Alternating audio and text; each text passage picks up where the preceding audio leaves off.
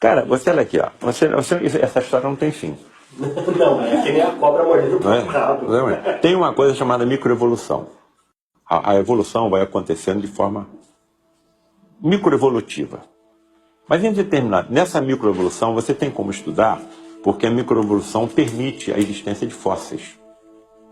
Mas em determinados momentos da evolução das espécies, inclusive a nossa, ocorrem saltos chamados macroevolutivos, em que há uma aceleração das mutações genéticas.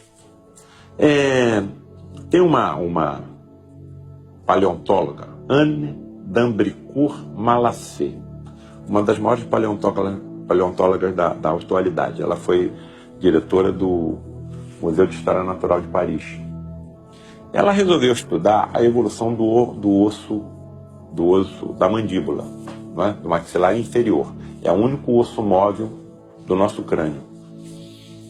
Bom, para ela estudar a evolução fóssil do maxilar inferior, ela tinha que pegar os fósseis dos crânios dos hominídeos, dos pré-humanos, e girar de cabeça para baixo. Quando ela girou esses fósseis de cabeça para baixo, ela percebeu uma alteração que ela não estava procurando. Onde? No esfenoide, que é o osso com a forma de borboleta sobre o qual se assenta o nosso cérebro. É o mais complexo osso do organismo e o primeiro que se desenvolve na vida embrionária. Muito bem. Ela percebeu que o osso esfenoide, ao longo das eras, sofria inclinações. E quando essas inclinações aconteciam, havia um aumento da nossa calota craniana e da nossa massa encefálica, e nós nos tornávamos mais inteligentes. E também mais eretos, caminhando por duas pernas. Isso colocou por abaixo uma teoria chamada teoria das savanas, que nós andamos sobre duas pernas, de tanto nos erguermos pela relva onde habitávamos, em busca da presa que nós precisávamos para a nossa sobrevivência e do predador que vinha na nossa direção. De tanto nós nos erguemos, acabamos andando por duas pernas. Isso caiu. Há 60 milhões de anos, o esfenoide era horizontal, como o esfenoide dos lêmures da ilha de Madagascar. A primeira inclinação que Anne d'Ambricourt Malassez percebeu foi há 40 milhões de anos, e surgiram os símios. A segunda, 20 milhões de anos, e surgiram os grandes macacos. A terceira, há 6 milhões de anos, e surgiu o Australopiteco, que deu origem ao gênero Homo.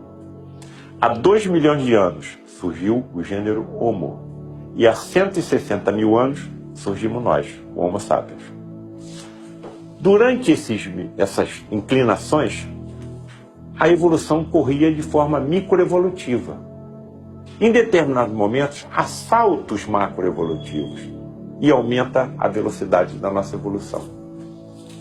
Mas o mais importante que essa cientista descobriu foi que quando essas inclinações surgiam, elas aconteciam ao mesmo tempo em todas as partes do mundo onde estavam os pré-humanos.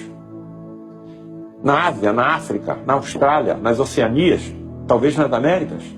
Como é possível uma mutação acontecer ao mesmo tempo em indivíduos separados por distâncias continentais? Ou isso não é mutação? Isso está dentro de um planejamento inteligente, que está nos acompanhando há 3 bilhões e 500 milhões de anos, que é o tempo da existência da vida no planeta Terra. Você está entendendo? Quando você começa a ter consciência de tudo isso, e você começa a ter consciência também da espiritualidade que nos rodeia, do que somos, de onde viemos, para onde estamos indo, então não existe acaso. E ainda vou mais. Estudos feitos por cirurgiões maxilobucofaciais estão percebendo alterações de arcadas dentárias de crianças americanas e japonesas que estão prenunciando uma nova inclinação. Isso está de acordo com o quê? Com a alteração da escala planetária do planeta Terra, que passará de um planeta de provas e expiações para um planeta de regeneração. Quem é que trará as modificações sociais, econômicas, políticas, científicas, artísticas que nós precisamos? Somos nós? Claro que não.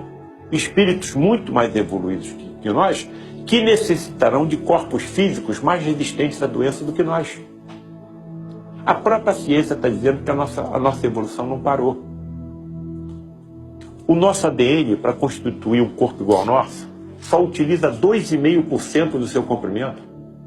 Então, para que os outros 98,5%? A ciência está dizendo que, à medida que nós fomos evoluindo, trechos maiores do ADN serão utilizados na confecção de corpos humanos mais perfeitos. Então, o homem do futuro será mais resistente às doenças alérgicas, às doenças infecto-contagiosas, a doenças como câncer, porque o seu sistema imunológico será aperfeiçoado. Isso está absolutamente de acordo com os ensinamentos que os nossos amigos do plano espiritual estão dizendo. Vai haver uma mudança, o planeta vai subir, e outros espíritos chegaram até aqui trazendo as modificações que vocês precisam. Uma das vertentes científicas, olha só que coisa curiosa, diz que a capacidade de inteligência nossa é proporcional ao número de neurônios que nós possuímos. Então, quanto maior o número de neurônios, maior vai ser o seu cérebro. Aí estaria de acordo com as inclinações. Não, não é isso. A qualidade do neurônio é que vai se modificar, e não a quantidade. O espírito mais inteligente que viu a Terra foi Jesus. A cabeça dele era maior que a nossa. Você está percebendo a importância da aproximação entre as religiões e as ciências?